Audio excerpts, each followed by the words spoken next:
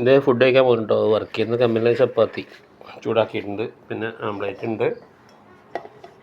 ആംപ്ലേറ്റ് എന്ന് പറഞ്ഞാൽ അങ്ങനെ സാധാരണ ആംപ്ലേറ്റ് ഇല്ല, തക്കാളിയും ഉള്ളിയൊക്കെ ഇട്ട് ഒരു ആംപ്ലേറ്റ്. എൻ്റെ ഇത് ക്ലിയർ ആവുന്നില്ല, കാരണം എൻ്റെ നേര് കാണുന്നുണ്ട്, അതുകൊണ്ട് തന്നെ ക്ലിയർ ആവുന്നില്ല. ഓക്കെ,